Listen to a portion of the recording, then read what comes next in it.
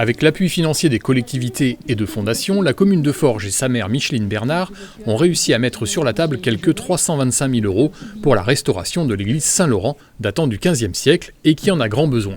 Mais au-delà de la préservation des vieilles pierres, c'est aussi l'aspect transmission qui a motivé la maire du village. On se doit, comme ça a été dit à plusieurs reprises, de transmettre évidemment notre patrimoine. Et là, il était dans un tel état qu'il était urgent d'agir.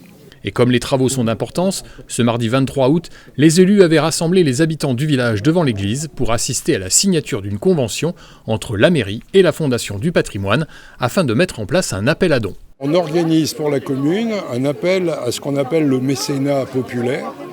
Donc en fait, a été réalisé un dépliant qui explique ce qu'est cette église, quelle est son histoire et qui encourage les gens à faire un don pour ces travaux. Ce don nous est affecté.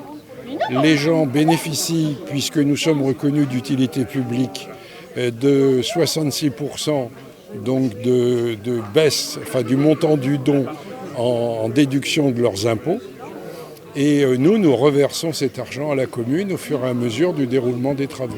Est-ce qu'il y a une somme qui a été déterminée pour ce don, un maximum que vous souhaitez collecter ? Il n'y a pas de maximum, mais on espère collecter au moins 13 000 €. Les travaux sont financés par la Direction régionale des affaires culturelles, à hauteur de 128 700 €, la région Nouvelle-Aquitaine pour 100 000 €, la Fondation de sauvegarde de l'art français a quant à elle versé 12 000 €, et enfin le service culturel du département de la Charente-Maritime a participé à hauteur de 85 800 €. Je m'inquiétais, même en tant que voisin depuis quelques années, de voir cette église. Donc il était temps, je dirais, et j'avais dit à Micheline, il était temps de lancer cette opération-là pour restaurer cette belle église. C'est notre passé, c'est notre patrimoine. L'aide comme ça du département sur ce type de rénovation, sur l'ensemble du département, c'est quelque chose de courant ? Alors, courant, c'est peut-être pas le mot qui convient, mais ça arrive quand même de temps à autre, effectivement, que le département aide de ce côté-là pour des actions, des églises ou d'autres monuments, effectivement, qui sont peut-être pas tous en perdition, mais qui peuvent le devenir rapidement. Nous avons effectivement M. Salot, qui est le directeur, effectivement, qui s'occupe de ça et qui nous le présente, effectivement, en commission départementale pour que l'on puisse donner un avis. C'est ce qui se passe à chaque fois. Et généralement, tous les élus du département sont pour.